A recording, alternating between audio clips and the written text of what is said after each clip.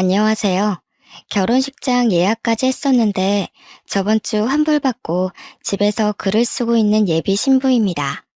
예비 신부 타이틀도 이젠 내려놓게 되었네요. 저는 한 달 전에 식장을 취소하기 전 2달 전만 해도 정말 행복한 예비 신부였습니다. 살아 숨쉬는 이 땅덩어리에서 한 사람 기준으로 수없이 많은 애군들이 지나친다고 하는데 그중 가장 상실감이 큰 경험은 무엇이 있을까요? 개인적으로 저는 사랑하는 사람의 실망스러운 모습을 보는 것만큼 허무맹랑한 일이 있을까 싶습니다. 제가 예비 신랑을 3년 만났어요. 그래도 3년이면 짧은 기간은 아니었다고 생각하는데 아닐 사람은 결국 아니었나 봅니다. 예비 신랑과 함께 마음을 나누고 같이 나아갈 미래를 계획하던 때가 정말 즐거웠고 제가 받는 유일한 축복이라고 생각했는데 그 3년 세월 한순간에 날아갈지 몰랐네요. 행복감이 큰 만큼 실망감은 더 크게 찾아오더라고요. 지금부터 불과 지난달까지 있었던 저의 파혼 이야기를 들려드릴게요. 저와 예비 신랑은 지인의 소개로 소개팅을 해 이어진 인연입니다. 그럼에도 불구하고 같은 동네라는 인식 때문인지 양가 어른들은 저희의 관계를 알고 적극 환영했어요. 결혼을 할 사이에서 한쪽 집안만 자주 찾아뵙는 건 결혼하고 나서 꽤나 문제가 될 수 있는데 같은 동네면 그런 문제로 부딪힐 확률이 좀 줄잖아요. 저희는 양가 어른을 나란히 같이 챙길 수 있다는 것에 서로 만족을 했었습니다. 저는 30대 초반이었고 예비 신랑은 30대 후반이었어요. 그러니까 저랑 예비 신랑은 4살 차이가 났던 거죠. 궁합 따위 안 봐도 된다는 4살 차이라는 것처럼 저와 예비 신랑은 남들 눈에도 찰떡궁합으로 비춰졌습니다. 저와 예비 신랑 중 누구 하나 과분한 사람이 없는 관계였다는 겁니다.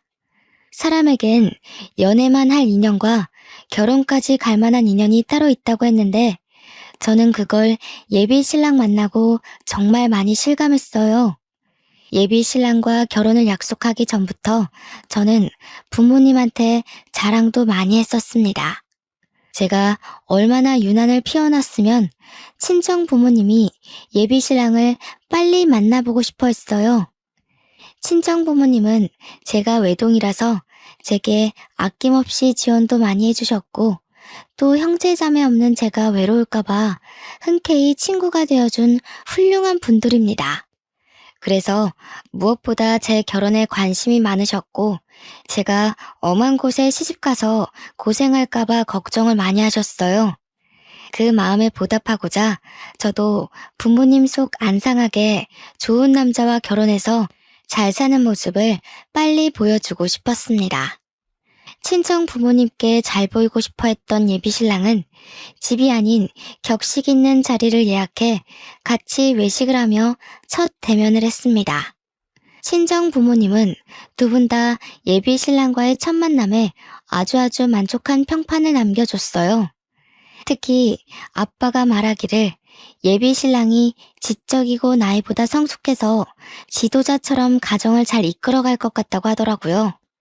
저희 아빠가 원래 가족 아닌 타인에게는 부정적인 편인데 그날 외식 자리에서 예비 신랑을 보고는 자리를 뜨실 때 묵묵히 고개를 끄덕였습니다. 제가 예비 신랑한테 친정아빠가 까다로운 편이니 잘 보여야 된다고 조언을 줬기 때문에 예비 신랑이 더 애썼던 것도 있었을 거예요. 그렇다고 하더라도 그날 전체적으로 분위기가 좋았던 건 사실입니다. 저 또한 예비 신랑이 우리 부모님께 보였던 모범을 본받아서 예비 시부모에게 애교 있게 잘 모셨고 시부모는 저희의 관계를 흔쾌히 허락해줬습니다. 특히 예비 시모는 저더러 자기 아들이 워낙 무뚝뚝하고 애정 표현을 잘 안 하는데 저처럼 톡톡 튀고 분위기 풀어주는 여자가 옆에 있어서 다행이라고도 했어요. 이 정도의 칭찬을 들었으면 저는 예비 시부모에게 점수를 톡톡히 따냈다고 자신했습니다. 저와 예비 신랑은 양가 어른들에게 첫인사를 나눈 후부터 결혼식도 안 올렸는데 이미 서로의 집안을 가족처럼 챙기고 자주 방문하면서 기념일에 선물도 준비하고 그랬습니다.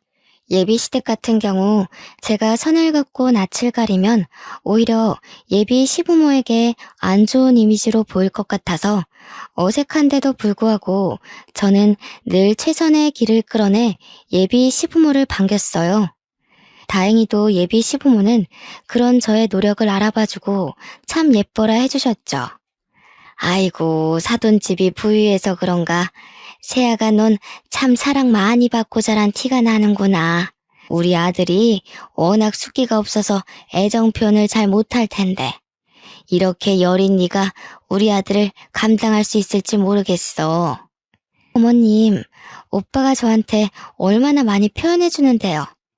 아무래도 오빠가 아들로서 어머님 아버님께 든든한 자식이고 싶어서 표현을 숨기는 걸 거예요. 오빠가 평소에 어머님 아버님 칭찬도 많이 해요. 모르셨죠? 제가 한 번씩 알려드릴게요. 남들은 예비 부부일 때 많이 다투기도 한다는데 저랑 예비 신랑은 그런 게 하나도 없어서 저 스스로 남편 될 사람 하나는 잘 만났다고 생각하기도 했습니다. 하루빨리 예비 신랑과 가정을 꾸려 토끼 같은 자식들도 3명 정도는 낳아야겠다고 예비 신랑한테 설레발을 치기도 했었고요. 그런데 그 행복한 단꿈이 결혼식장을 잡고 부동산까지 다 알아본 마당에 깨지게 될 줄 누가 알았겠습니까? 제 꿈에 금이 가기 시작한 건 정말 평소처럼 묘한 기류 하나도 없었던 시기에 갑자기 일어난 파동 때문이었습니다. 제가 여느 때와 같이 예비 신랑과 퇴근하던 날이었거든요. 저야 친구들과의 약속이 없으면 예비 신랑과 자연스럽게 퇴근길을 함께 했기에 평소처럼 같이 차를 타고 집에 가던 중이었습니다. 그런데 예비 신랑이 갑작스레 시부모와의 식사 약속이 있다고 하더라고요. 예비 시모가 저희에게 저녁을 사주고 싶다고 식사 초대를 했다고 하지 뭡니까? 예전에 미리 언질이 없었던 약속이라서 갑작스럽긴 했지만 그렇게 밥 얻어먹은 것이 한두 번도 아니고 저희는 갑작스러운 것도 자연스러울 정도로 가족이 되었기 때문에 금방 수긍을 했습니다. 그렇게 찾아간 횟집에서 저와 예비 신랑이 먼저 도착해 기다렸는데 나중에 예비 시부는 없고 예비 시모만이 들어오더라고요. 예비 시모 말이 예비 시부는 내일 일찍 나가봐야 돼서 일찍 잔다고 못 온다고 했습니다. 대신 저희끼리 맛있게 먹고 오라고 카드를 줬다고 했어요. 예비 시부 못 오는 것 정도야 뭐 크게 신경 쓸 만큼 문제는 아니었기에 그것마저도 그러려니 넘어간 시간이었어요. 그 자리를 단순히 밥 한 끼 먹자는 자리라고 생각해 평소 하던 것처럼 마음 편히 예비 시모를 응대했습니다. 살갑고 또 예의 바르게 말이죠. 그리고 문제는 그 다음부터였어요. 예비 시모 먼저 챙기고 예비 신랑을 챙기면서 제 인생에 생각지도 못한 고민이 비집고 들어온 거죠. 제가 예비 신랑에게 오빠, 옆에 있는 물통 좀 줘 라고 했는데 그걸 듣던 예비 시모가 갑자기 표정을 굳히고 제 말을 자르더라고요. 아가, 우리 집은 특히 한 다리 건너 어른 친인척이 많다는 거 너도 알고 있지? 지난번 명절에 한번 들려서 몇 분이랑은 인사를 나눴잖니? 네, 그럼요. 그렇잖아도 시골리기 전에 정식으로 찾아뵈려고 오빠랑 얘기 중에 있어요. 아무래도 다들 바쁘시니까 한데 모이시기 어렵겠죠? 언제가 좋을까요? 그 전에 내가 오늘 너를 부른 이유가 있어. 네가 이제 우리 식구가 되는 건데 어르신들이 많다는 건 앞으로 보는 눈도 많을 거란 뜻이지 않겠니? 그러니 너희들 관계도 그만 뚜렷이 하는 게 좋을 것 같구나. 관계를 뚜렷이 하라는 게 무슨 말인지 바로 알아챌 수 있겠습니까? 저는 눈치 못 챘습니다. 제가 제대로 이해하지 못해서 대답을 못하고 있으니 예비 시모가 이번엔 둘러 말하지 않고 직구를 던지더라고요. 근데 그 말이 굉장히 황당했어요. 네가 병은이보다 4살이 어리지 않니? 앞으론 병은이한테 존칭을 쓰도록 해라. 오빠라고 하는 건 어르신들 앞에서도 보기 안 좋을 것 같구나. 뜬금없이 예비 신랑한테 존댓말을 쓰라는 예비 시모의 제안은 저를 벙찌게 만들었습니다. 여태까지 반말을 써왔고 예비 시부모도 저와 예비 신랑이 늘 이런 식으로 친근하게 대화를 나누는 걸 다 봐왔거든요. 그런데 갑자기 존칭을 쓰라뇨? 이미 반말에 익숙해진 사이에서 갑자기 존칭을 쓰라고 한다면 누가 그것에 덜컥 적응해서 쓰겠습니까? 바로 수긍하기엔 좀 많이 불편해서 당혹감을 표현했더니 옆에서 예비 신랑은 한술 더 뜨는 거 아니겠어요? 우리 집이 원래 좀 그래. 엄마도 아빠한테 존칭 쓰고 다른 친척 어른 집안도 여자 구성원들이 남자들한테 존칭 써. 나이 어린 사람이 연상한테 반말 쓰는 걸 예의 없다고 보시거든. 예비 신랑 설명을 듣는데 정말 경악을 안 할 수가 없었습니다. 예비 시모 말을 자연스럽게 받아치는 예비 신랑의 모습을 보니 마치 둘이 짜고 이 자리를 만든 것 같은 기분도 들었어요. 설령 예비 신랑 집안이 그렇다고 하더라도 그 중요한 사실을 그동안 왜 말 안 했는지 배신감까지 들더라니까요. 우리가 만난 지 3년이나 되었고 몇 번을 양가 집안에 왔다 갔다 했는데 그런 말은 미리 해줬어야 되는 거 아닙니까? 호칭 문제로 결혼 사이에서 트러블이 생기는 건 어디서 들어본 적 있지만 존칭 때문에 곤란을 겪을 줄은 상상도 못했습니다. 그런 황당한 일이 저한테 벌어졌다는 게 그저 놀라웠어요. 어느 누가 커플 부부 사이에 반말을 하다가 갑자기 존칭을 쓰나요? 왜 그리 불편하게 지내야 되죠? 매일 얼굴 보고 싶고 가까워지고 싶어서 결혼하는 거 아닌가요? 어째 그 말을 듣는데 결혼을 하게 되면 예비 신랑과 더 멀어질 것 같은 느낌이 들었습니다. 예비 신랑에게 따지고 싶은 게 산더미였지만 예비 시모가 평소와 다른 얼굴로 눈을 부릅뜨고 쳐다보고 있어서 그럴 수가 없었어요. 예비 시모는 제 대답을 계속 기다렸습니다. 계속 제게 존칭 문제로 조언인 척 잔소리를 하시는데 제가 알던 엄마 같은 예비 시모가 맞나 싶더라니까요. 결국 저는 예비 시모 제안에 명확한 답변을 못하고 어영부영 그 자리를 마무리했습니다. 예비 시모는 차를 타고 자리를 뜰 때까지 저한테 예비 신랑에게 존칭을 쓸 것을 강조하고 떠났어요. 정말 식사 때도 밥이 입으로 들어갔는지 코로 들어갔는지 기억이 안 나는데 제대로 먹지도 않은 그 음식물마저 체할 것 같더군요. 예비 신랑이 저를 집 앞까지 데려다주는 동안 말을 안 하고 있다가 집 앞에 도착해서야 저는 그날 일에 대한 입장을 언급했습니다.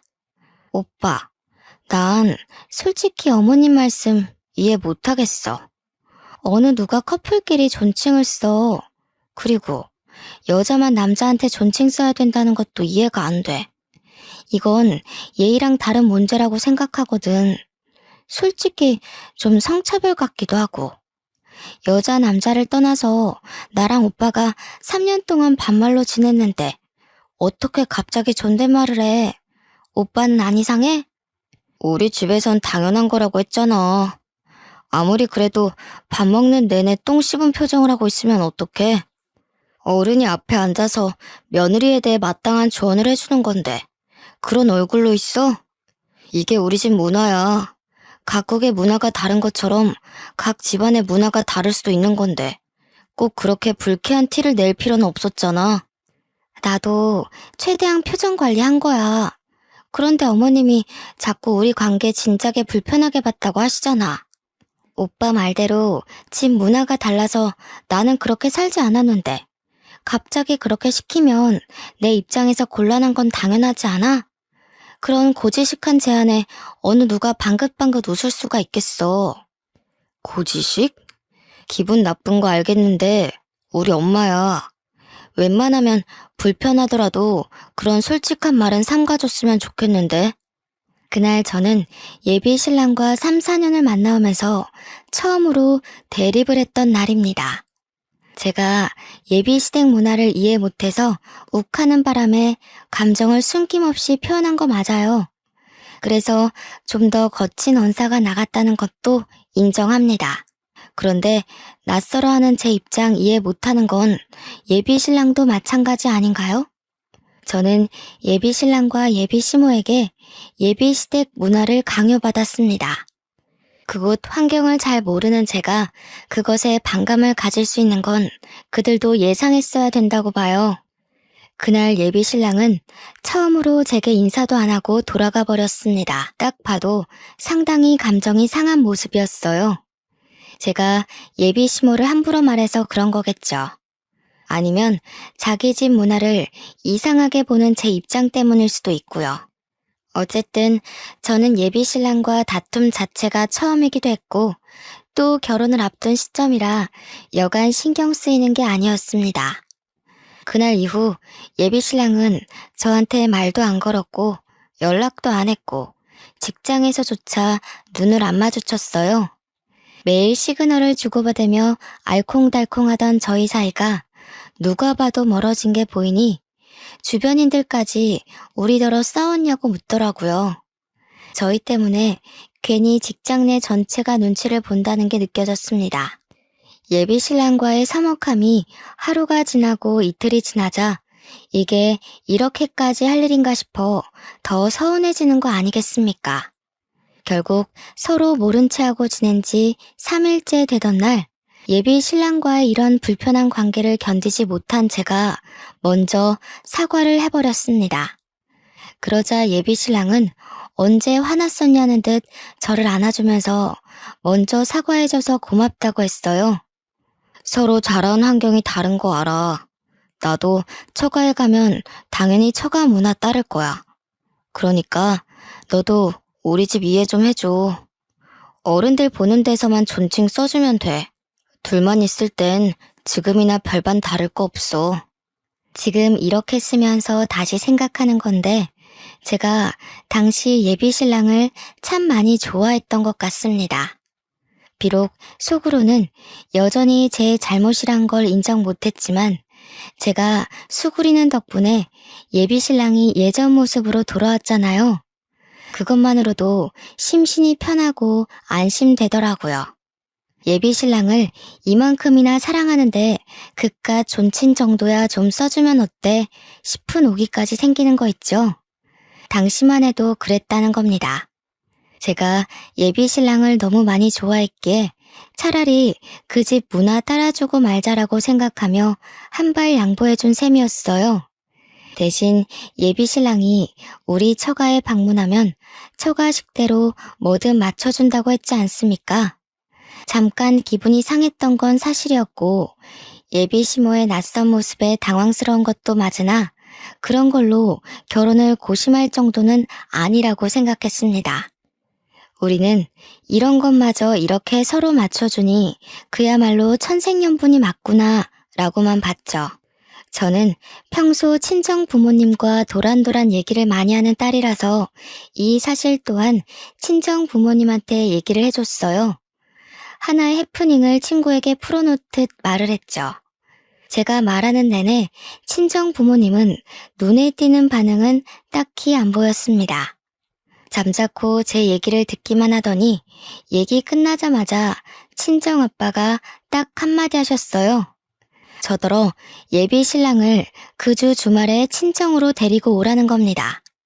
혹시나 제가 말한 예비 시댁 이야기 때문에 아빠가 예비 신랑한테 한 소리 하려고 그러나 싶어서 나는 괜찮다고 이미 예비 신랑과 합의 보고 얘기 끝난 사실이라고 손사래를 쳤어요. 그러자 친정 부모님은 그냥 간단하게 식사하려고 그런다며 별말 안 할 테니 오랜만에 같이 밥 먹자고 하더군요. 그냥 밥 먹는 것 정도야 원래 그렇게 지냈던 사이기도 하고 한동안 같이 밥 안 먹은 지도 오래된 것도 맞으니 친정 부모님의 제안을 쉽게 받아들였습니다. 제가 잠자리에 들기 전 아빠가 방에 들어와 딱 한마디 물은 것이 있었는데 그 말이 저는 큰 파장을 일으킬 예고였다는 걸 알아차리지 못했었어요. 나라, 안 싸더니 너한테 그 소리 할 때 강서방이 말리긴커녕 같이 부추겼다고 했지. 원래 그렇게 지냈다고 하면서 계속 원래라는 말을 강조했었니? 뭐, 그랬지. 오빠는 그런 문화에서 당연하게 컸다고 했어. 어머님이 생소한 말을 해도 놀라지도 않고 오히려 나를 속 좁은 사람으로 보더라고. 근데 그건 서로 얘기해서 오해 풀었어. 결혼하면 조금 걱정되기도 한데 그래도 괜찮아.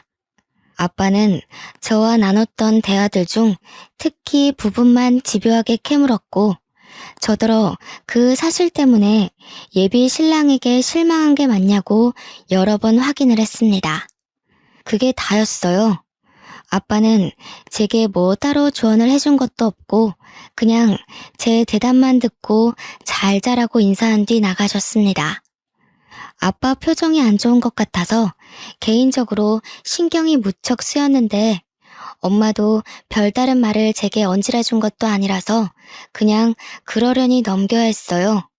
그리고 저는 다음날 예비 신랑한테 친정에 밥 먹으러 가자고 제안했습니다. 물론 예비 시댁 문화에 대해 알려줬더니 아빠가 보자고 했다는 말은 굳이 하지 않았어요. 그냥 친정 부모님이 오랜만에 보고 싶어 한다고만 말했거든요. 그러니까 예비 신랑이 좋다고 바로 시간을 비우더라고요. 그렇게 친정으로 모인 당일날 저는 예비 신랑과 파혼을 하게 되었습니다. 예비 신랑과 시간 맞춰 같이 친정에 갔는데요. 이미 차려진 식사 자리가 좀 과할 정도로 많이 고급지더라고요.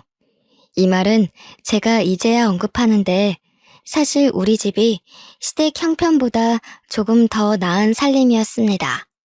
그러니까 저희 친정은 대출 하나 없는 현금 자산만 가지고 있었지만 시댁은 대출을 좀 많이 끼고 있었어요.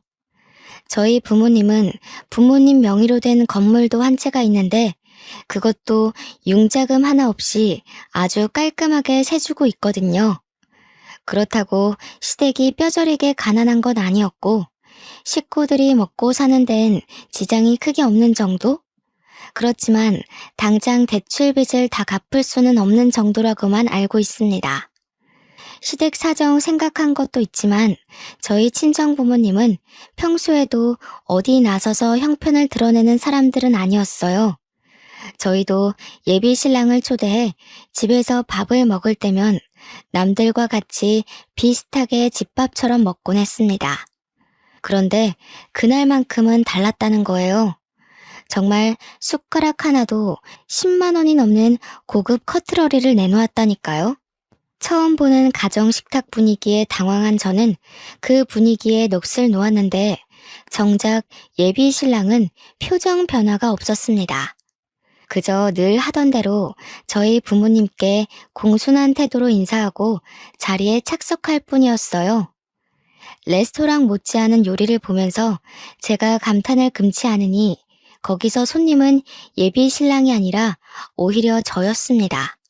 친정 부모님은 식사로 모자라 평소 입에 잘 되지도 않는 와인까지 준비를 해줬는데요. 제가 와인을 잘 먹진 못하지만 아빠가 사람 대접한다고 몇 번 와인 주문하는 걸 본 적이 있거든요. 그때 70만 원대 와인을 보고서 무슨 술 한 병이 그렇게 비싸냐 하고 아빠한테 궁시렁거리기도 했었어요. 그런데 그 70만 원대 와인이 그날 아빠 손에 들려있는 거 아니겠습니까? 저희 아빠 돈 헤프게 쓰는 사람 아닙니다. 오히려 그런 부류들을 싫어하죠. 확실히 그날따라 친정 부모님이 평소와 다르다는 걸 좀 느꼈습니다. 친정아빠는 예비 신랑이 숟가락 들기도 전에 와인을 따라주면서 덤덤하게 먼저 말을 걸었는데요. 아마 예비 신랑도 와인 가격에 대해 눈치챘을 거예요. 예비 신랑이 술을 좋아하거든요. 그래, 사돈 쪽에서 여자 식구들더러 존칭을 쓰라고 한다면서? 자네 집안 문화가 원래 그렇다고 들었는데 그게 사실인가? 친정아빠의 돌직구에 예비신랑은 저를 쳐다봤습니다. 예비신랑의 눈빛이 마치 그런 걸 왜 말했냐는 의미가 담겨있는 듯 했어요. 좀 황당한 거 있죠? 예비신랑에게 뭘 숨기려고 했던 건 아니었는데 얼떨결에 죄 지은 기분이 들더라고요. 근데 시댁 문화가 잘못된 게 아니라면 제가 그걸 왜 친정 부모님한테 말하면 안 됩니까? 떳떳하면 오히려 자기가 먼저 우리 집안에 알리고 우리 집안 문화에는 뭐 특별한 게 없는지 알아봐야 되는 거 아닌가요? 이전과 똑같은 부분에서 서로의 의견이 덜그럭거리니 저는 아예 예비 신랑의 시선을 피해버렸습니다. 괜히 오해 사고 싶지 않아서 시선을 피했던 건데 그게 오히려 예비 신랑을 곤란하게 했나 봐요. 예비 신랑은 친정아빠 말을 듣는 내내 표정이 탐탁치 않더라고요. 집마다 문화가 있는 건 당연하지. 우리 딸 보고 그 집 문화에 맞추라고 해놓고 자네는 우리 집 문화를 안 따를 건 아니겠지? 적어도 그런 각오는 했어야 납득이 되는데. 그럼요, 장인어른. 지우한테도 말했다시피 저도 처가 문화에 발벗고 맞출 생각입니다. 지우가 어디서 얼만큼 알고 말씀 올렸는지 모르겠지만 장인어른께서 생각하시는 것만큼 저희 집 팍팍한 구석 아니에요. 믿으셔도 됩니다. 그래? 잘 됐네. 우리 집안은 선조 때부터 조상들 내력이 다 대릴 사위제거든. 그래서 내 딸이 결혼하면 자네가 우리 집에 들어야 될 것 같은데 되겠지? 친정 부모님이 하는 말은 저도 놀라웠습니다. 아빠가 대릴 사위로 처가살이를 했었다는 건 들었었는데 조상들이 대대로 대부분 대릴 사위였다는 건 처음 들었어요. 정확히 말하자면 조상님들이 여자 집에 들어갔다기보단 경제력 높은 집에 합가를 한 건데 우리 가문이 대대로 여자 쪽이 잘 살았다 보니까 하나같이 다 대릴 사위제였다고 했습니다. 저도 처음 들었으니까 당연히 예비 신랑한테 이것에 대해 말을 해본 적이 없었어요. 아빠의 제안에 말문이 막힌 예비 신랑은 은근슬쩍 저를 보면서 약간의 원망 담긴 눈빛을 보냈습니다. 한 번도 예비 신랑이 당황하는 얼굴을 본 적이 없는데 그날 그런 얼굴을 처음으로 보기도 했어요. 예비 신랑은 친정아빠의 물음에 잠시 대답을 미루며 화장실 먼저 다녀와도 되겠냐면서 자리를 피했습니다. 그리고 얼마 뒤 저를 화장실로 오라고 문자를 보내 불러내더라고요. 친정 부모님한테 양해를 구하고 화장실 쪽으로 갔더니 예비 신랑이 저를 화장실로 잡아당기며 문을 잠그고 바로 제게 따지기 시작했습니다. 우리 집 문화에 대해서 너랑 나 좋게 합의 본 거 아니었어? 도대체 우리 집에 대해서 뭐라고 말했길래 장인어른이 저렇게 나오셔? 저렇게 나오는 게 뭔데? 합의 본 거 맞지? 엄마 아빠한테도 오빠 집안 얘기하면서 이미 다 서로 이해하고 결혼하기로 했다고 말했어. 그런데 우리 아빠가 뭘 어쨌다고 이래? 못 느꼈어? 장인어른이 지금 반발하는 것처럼 오기 부리시잖아. 딸이 남의 집 가서 남의 집 문화에 고생하게 생겼으니 보복하는 거 아니야. 보복? 오빠, 대체 우리 아빠를 뭘로 보는 거야? 우리 아빠는 우리 집 문화에 대해 말했을 뿐이야. 오빠 엄마가 나 불러내서 결혼 전에 존칭 정리하는 게 좋겠다고 경고 준 거랑 똑같은 거라고. 이게 그거랑 어떻게 똑같아? 너는 그냥 나한테 존댓말만 하고 살면 그만이지만 대릴 사위는 단순히 그런 문제가 아니잖아. 나더러 이 집에 들어와서 살라는 게 말이 돼? 말이 안 될 건 뭔데? 우리 같이 합의 본 거 아니었어? 내가 존칭 쓰면 오빠도 우리 집 문화에 맞춰주겠다고 했잖아. 아니면 나 계속 반말해도 돼? 예비 신랑은 저를 답답해하면서 더 이상 저와 의견을 조율하려 하지 않았어요. 저더러 대신 아빠한테 가서 자기 대릴 사위는 절대 못한다고 말하라고 명령조로 지시했습니다. 그러면서 덧붙이는 말이 이미 예비 시댁 쪽에서 합가를 생각하고 있다고 제가 시댁에 들어가야 된다고 하는 거 아니겠어요? 무슨 소리야? 우리 분가하기로 했잖아. 그래서 부동산 알아본 거 아니었어? 존칭 가지고 사람 정신없게 해놓은 거 얼마나 됐다고 또 이래. 시댁에 들어가서 살아야 된다니? 분가할 거야. 하긴 할 건데 그래도 3년 정도는 시댁에서 살고 나와야지. 며느리면 이제 시댁 쪽 사람 되는 거나 마찬가지인데 시댁 들어가서 적응하고 어울리는 건 당연한 순서 아니야? 오빠네 집에서 하라는 건 다 당연한 거고 우리 집에서 대릴 사위 하자는 건 말도 안 되는 제안이야? 좀 너무하다고 생각하지 않아? 생각해보니까 결혼 날짜 가까워질수록 점점 오빠네 집에서 나를 끼워 맞추려는 것 같아. 답답하게 또 왜 이래. 네가 맞추는 게 당연한 거지. 그럼 나보고 모양 빠지게 여자 집에서 출퇴근하라고? 예비 신랑이 호소하듯 내뿜은 말들 중 유독 마지막 말이 제게 다소 충격을 주었습니다. 여자 집에서 출퇴근하는 게 모양이 빠진다는 말, 어떻게 이해해야 되는 거죠? 그 말을 듣고 그저 할 말을 잃어서 멍하니 예비 신랑을 바라보기만 했네요. 예비 신랑한테 정이 뚝 떨어지는 바람에 이미 지나보냈던 실망스러운 모습까지 다시 생각나 2배로 미워 보였습니다. 예비 시모가 저보고 예비 신랑한테 존칭 쓰라고 할 때부터 눈치를 챘어야 하는데 제가 둔했던 거죠. 이래서 콩깍지가 무섭다고 하는가 봅니다.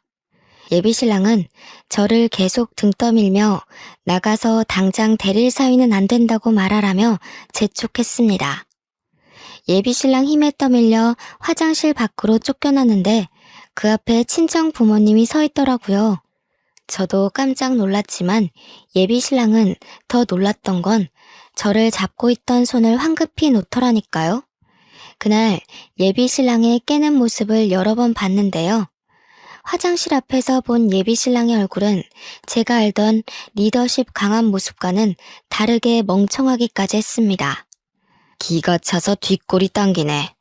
술이 된 것도 아니고 멀쩡한 정신인데 이 모양이란 말이야? 내가 우리 딸을 얼마나 귀하게 키웠는데 정신머리 썩어 빠진 녀석한테 보낼 수가 있나? 남에게 맞춰줄 수 없으면 자네도 남한테 강요를 하지 말아야지.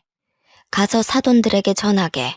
그 가짜는 문화 때문에 더는 상종 못하겠으니 이 결혼 파토낸다고. 장인어른, 어디서부터 들으셨는지 모르겠지만 저희 집 뜻은 그런 게 아니고요. 어린 사람이 윗사람한테 존대하는 건 당연하잖아요. 그래서 돈 없는 사람이 돈 있는 집에 들어오는 것도 당연한 게 아니겠나. 그리고 부부끼리 위아래 사람이 어딨어? 자네 부모님이 썩어 빠진 생각을 가지고 있다고 해도 자네만큼은 아닌 게 아닌 줄 알았어야지. 그렇게 존칭을 받고 싶으면 길거리 나가서 띠동갑 어린 아가씨들이나 찾아보던지. 우리 딸이 그러고 사는 꼴은 내 절대 못 본다. 할 말만 하고 돌아서는 친정아빠를 예비 신랑이 급하게 뒤쫓았으나 친정아빠가 손을 올리는 바람에 먹어서 더 말하지 못했고 예비 신랑은 그대로 집에서 쫓겨났습니다.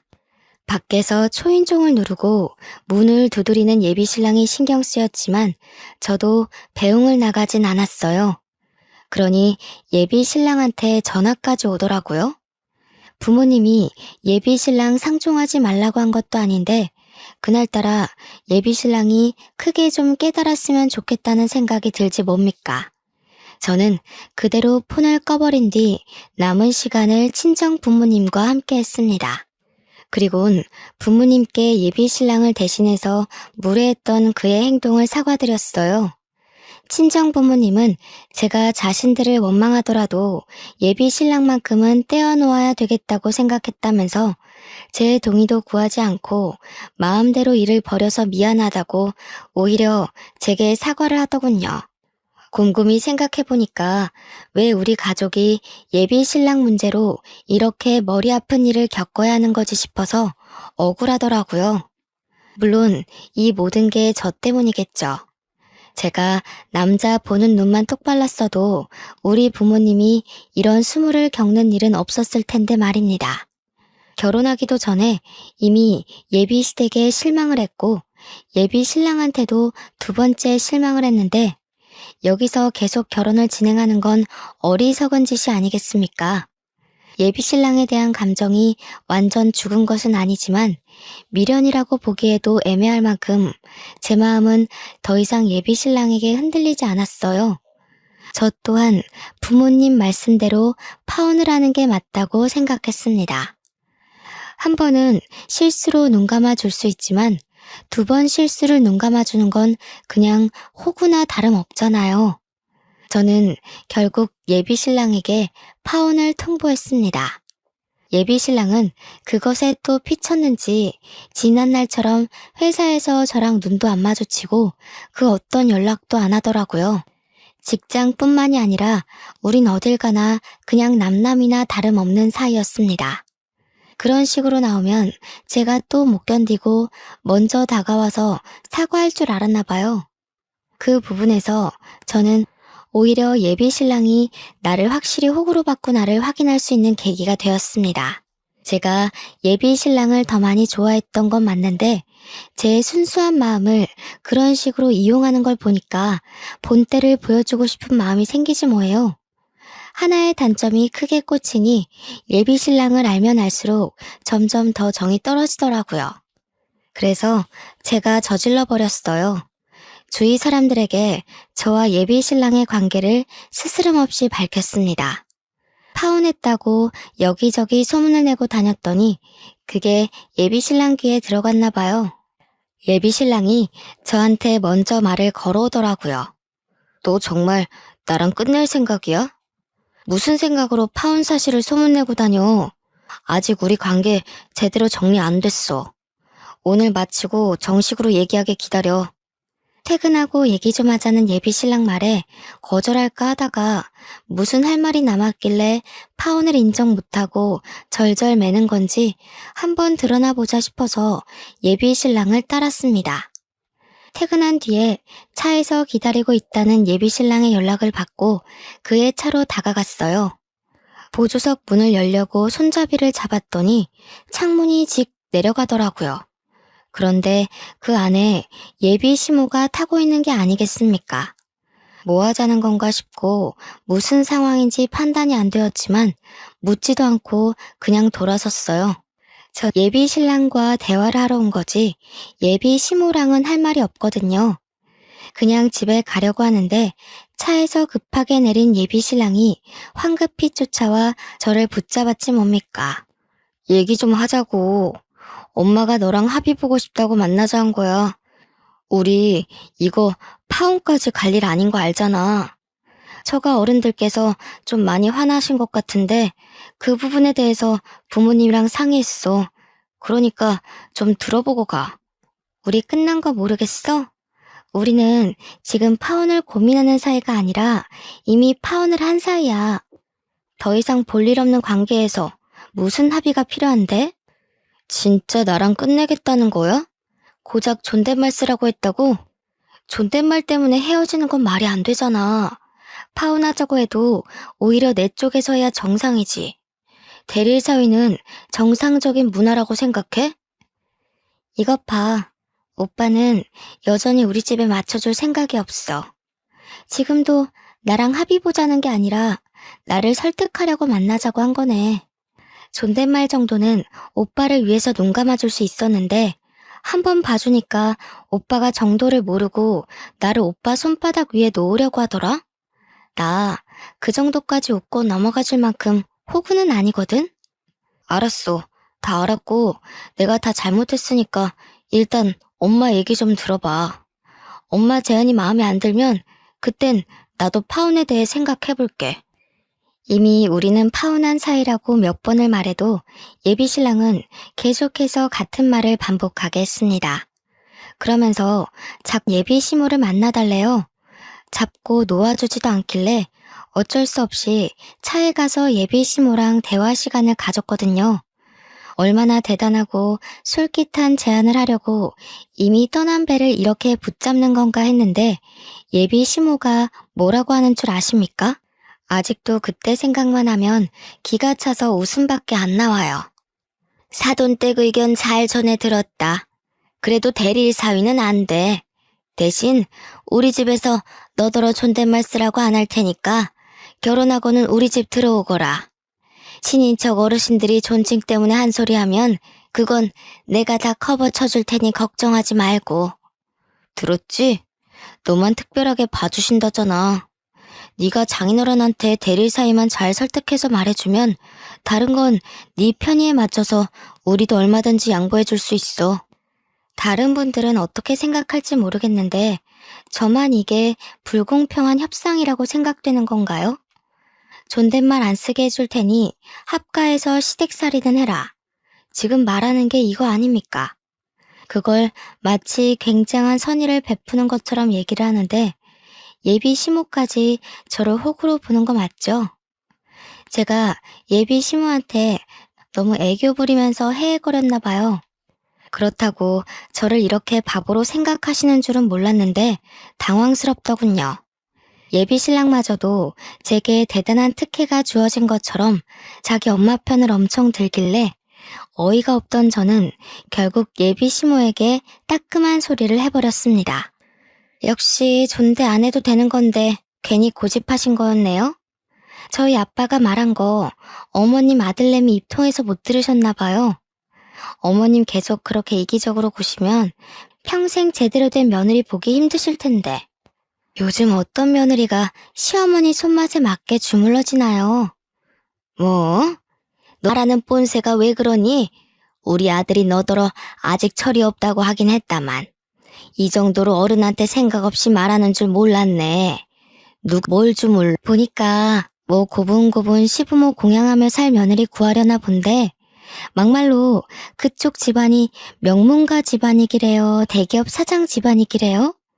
가진 것 하나 없으면서 바라는 것 많은 이기적인 마인드로 어떻게 새색시를 구하려나 몰라. 한번 갔다 온 여자나 등쳐먹으려는 여자면 그런 고지식한 집안 눈 감고 들어갈 수는 있겠네요. 너 지금 엄마한테 무슨 말버릇이야? 협상 조건이 마음에 안 들면 안 된다고 말을 하던가. 엄마가 너 생각해서 큰 마음 먹고 찾아오기까지 했는데 이게 무슨 무례야? 두 분 보니까 참 큰일이다 싶네요. 귀한 장남 나이가 내일 모레 40인데 시댁 집안이 아들 장가보낼 미처는커녕 빚만 수두룩해서 어째요? 존대 받아야 되는 아드님 평생 노총각으로 살다 가야 되는 거 아닌가 모르겠어요. 어디 방송이나 나가보세요. 공개 구혼이라도 해야 결혼 근처는 가볼 것 같은데요. 예비 시모가 제 말에 화가 나서 벌벌 떨기까지 했는데요. 저더러 원래 이렇게 무서운 애였냐고 악을 지르는 말에 네네 그렇다고 말해주고 그냥 차 안에서 내려버렸습니다. 그 장면만 본다면 제가 건방졌다고 생각할지 모르지만 제 상황을 전반적으로 아는 사람이라면 되레 그들을 더 혼쭐내주지 못해 아쉽다고 말하지 않을까 싶네요. 저를 따라 예비 신랑이 당장 쫓아오려고 했지만 예비 시모가 자존심 때문인지 자기 아들을 못 가게 붙잡더라고요. 엄마가 붙잡는다고 못 쫓아오는 예비 신랑 행동도 뒤늦게 생각해보니 웃겼습니다. 거의 40이 다 되었는데 엄마가 시키는 대로 잘도 따르는 아들이더라고요. 그런 사람인 줄 왜 몰랐는지 아직도 제 자신이 이해가 안 됩니다. 작년까지만 해도 제게 예비 신랑이란 사람은 과묵하고 본업에 열중하면서 매사에 지도자 자격이 있는 사람이었거든요. 우리 사이에 금이 가기 시작한 이유는 그놈의 존칭 때문이었는데 처음 그 말을 들었을 땐 황당하고 화가 났지만 시간 지나서 생각해보니 예비 시모가 저를 구제해준 셈이나 다름없는 거 있죠. 저와 예비 신랑이 결혼하고 나서 제게 그런 존칭 제안을 했다면 아마 파혼 가정보다 더 피 튀기는 싸움이 되지 않았을까요? 생각만 해도 무섭고 살떨리네요. 그 이후 생활은 놀랍게도 평화로웠습니다. 예비 신랑과는 여전히 같은 회사에서 일을 하고 있어요. 완전 남남처럼 지내고 있고 부서가 달라서 일적인 얘기도 안 하고 있거든요. 새삼 그런 생각이 들더라고요. 우리가 정말 약혼 관계였던 커플이 맞나 싶은 생각이요. 지난 3, 4년의 시간이 일이 단번에 삭제된 것처럼 깔끔하게 지워진 게 좀 신기했습니다. 불행하고 속상하다는 게 아닙니다. 오히려 제게는 작은 변화가 찾아왔어요. 파혼을 하고 나니까 제 주변으로 남자들의 관심이 조금씩 쏟아지더라고요. 물론 직접적인 고백은 없었지만 커피를 사다 주거나 점심을 같이 먹자고 한다거나 그런 관심을 많이 보여줬어요.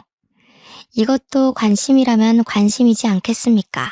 감사한 마음들이지만 저는 그것에 대한 수줍음보다 조금 다른 감정이 생겼는데요. 남 사원들이 제 주변을 얼쩡거릴 때마다 예비 신랑의 시선이 느껴지는데 그게 꽤나 고소하더라고요. 그렇다고 예비 신랑이 제게 막 다가오는 건 또 아니었습니다. 당분간은 이렇게 서로 거슬리는 존재가 될 것 같아요. 아직 파혼한 지 한 달 남짓밖에 안 되었거든요. 예비 신랑도 서로를 무자르듯 싹둑 자르기엔 아직 이르고 약간의 시간이 필요할 겁니다. 그나마 다행인 건 예비 신랑에게 정남이가 떨어진 저는 예비 신랑을 정리하는 시간이 그다지 괴롭지 않다는 거예요. 세월이 흐르다 보면 제 안에 남은 예비 신랑의 존재가 지나가는 추억으로 웃어넘기는 날이 오겠죠. 파혼을 하게 된 건 개인적으로 아쉽지만 제게 또 다른 좋은 인연이 찾아올 거라고 생각합니다. 일단 모든 게 평화로워진 것만으로도 마음이 편하네요. 이렇게 끝난 저의 파혼은 세상에 정말 별의별 사람이 다 있다는 걸 또 한 번 배우게 된 계기였습니다. 다들 제 사연 어떻게 들으셨는지 모르겠어요. 집중하신 시간만큼 제가 즐거움을 드렸다면 좋겠네요. 그만 글을 마무리하겠습니다. 들어주셔서 감사합니다.